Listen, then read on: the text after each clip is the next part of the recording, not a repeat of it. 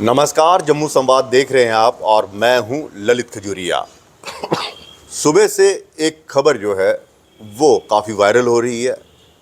कुछ वेबसाइट पर भी वो खबर चली लेकिन बाद में डिलीट हो गई, और कुछ प्राइवेट चैनल्स उन्होंने ये खबर चलाई कि जम्मू कश्मीर यूटी के उपराज्यपाल मनोज सिन्हा जो हैं वो इस्तीफ़ा दे सकते हैं और गाज़ीपुर से चुनाव लड़ सकते हैं। बस जैसे ही ये खबर मतलब वायरल हुई, पूरी आग की तरह फैल गई।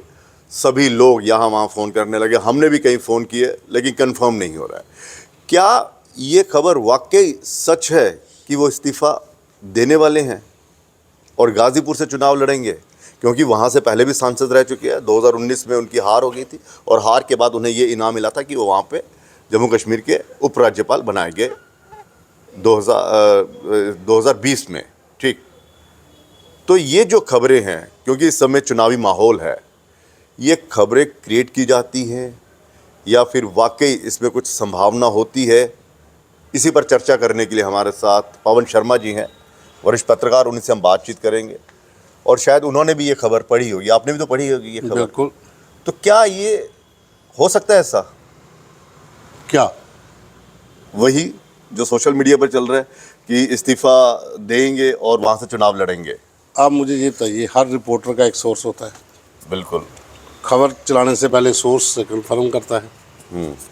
अब आप ये नहीं कह सकते हो कि मेरी उपराज्यपाल से बात हुई कि क्या आप रिजाइन कर रहे हो कि नहीं कर रहे हो।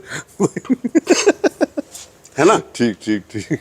फिर जब आप इस लेवल तक फ़ोन करके कंफर्म नहीं कर सकते हो, उसके बावजूद भी आप खबर चलाते हो, इसका मतलब है कि आप पेड हो।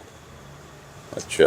पेड का मतलब कहने का ये है कि कुछ एजेंसीज, सोशल मीडिया पोर्टल्स, छोटे जो कंट्रोल्ड नेटवर्क होता है, अच्छा, जो किसी के उसमें हाथों में फ्लोटिंग चलती है। होती है। अच्छा।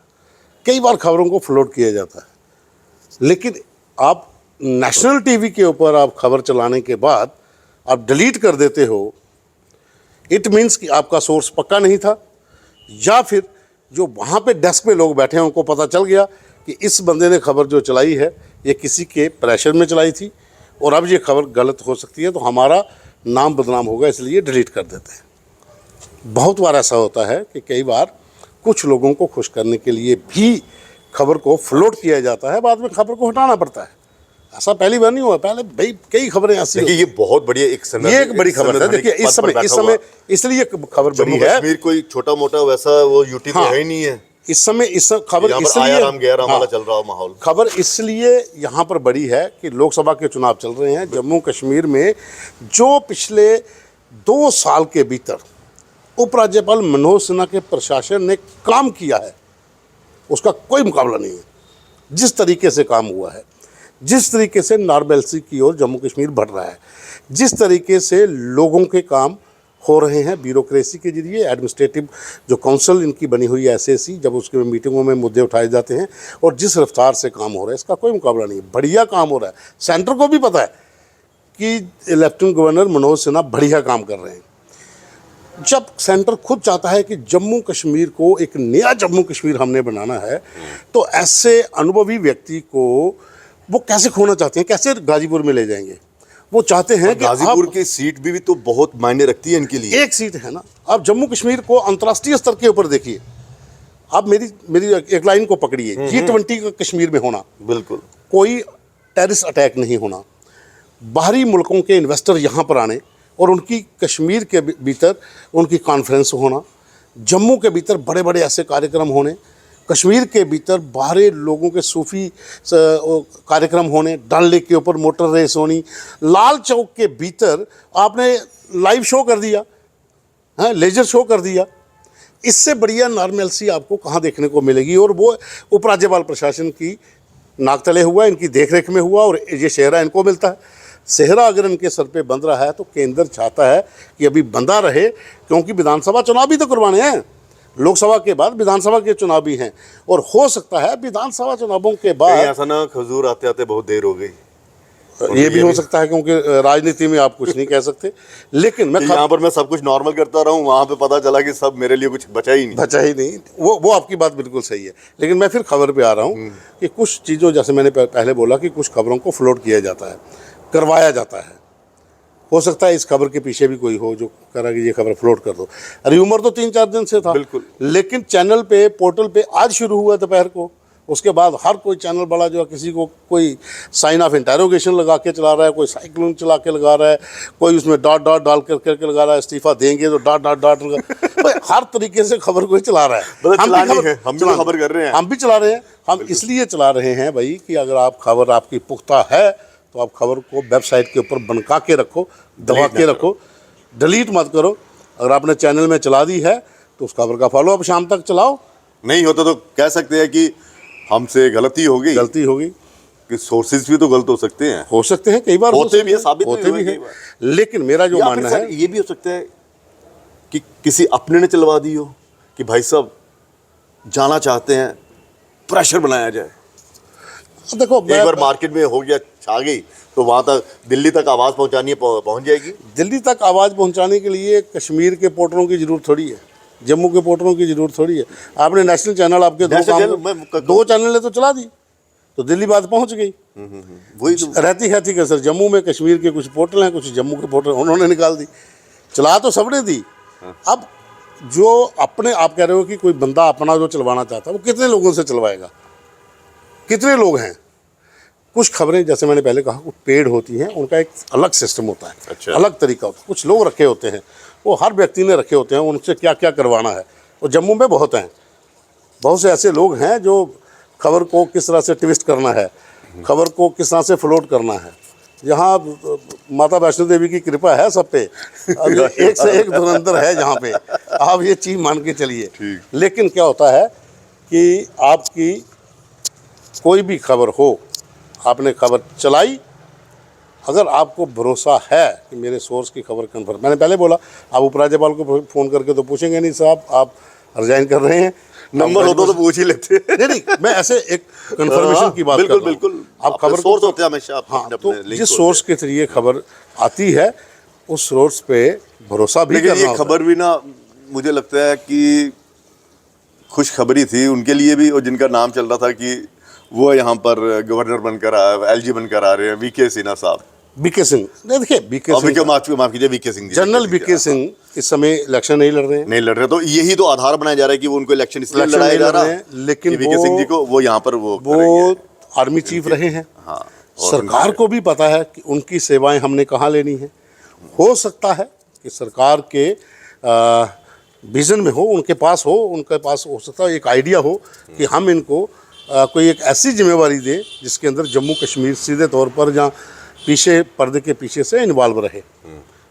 क्योंकि सरकार के पास बहुत से ऐसे बहुत पोस्टें होती हैं जहाँ पर ईमानदार और जो दृढ़ निडर लोग होते हैं उनको लगाया जा सकता है। जिस तरह से जनरल बीके सिंह ने जहाँ जहाँ मंत्रालय में काम किया, डट के किया, और पूरी दुनिया में वाहवाही भी हुई जब बाहर से लोगों को बचा कर लाए, है ना। तो हो सकता है जनरल बीके सिंह का नाम चल रहा है। मैं तो कह रहा हूँ कि जनरल बीके सिंह का नाम अगर लेफ्टिनेंट गवर्नर के लिए जम्मू कश्मीर के लिए प्रपोज कर देते हैं तो इससे बड़ी बात और क्या हो सकती है कि जम्मू के लोगों को एक मार्शल मिल जाएगा कि यहाँ पर जो रहती कहती कसर और भी है, जो देश विरोधी हैं या फिर दूसरे लोग हैं, जो ऐसे तत्व हैं, उनके ऊपर कमर तरीके से कील ठोकी जाएगी। ऐसे लोगों का आने से और कील ठोक जाएगी। हालांकि उपराज्यपाल भी लगातार काम, ऐसा नहीं है कि इनके ऊपर, लेकिन कुछ चीज़ें होती हैं जो फौजी जनरल करता है, वो फौजी जनरल करता है, वो किसी की मतलब कि ठीक है, आप कहते हैं कि एक बार जो ऑर्डर कर दिया। देखो इसमें दो, और ये तो पॉलिटिशियन है ना, ये पॉलिटिशियन है, इनको कहीं ना कहीं मोल्ड होना पड़ता है। ये नेता है, नेता ने अपने तरीके से काम करना है, ठीक है। वो योद्धा हैं, सिपाही हैं, वो अपने तरीके से काम करते हैं।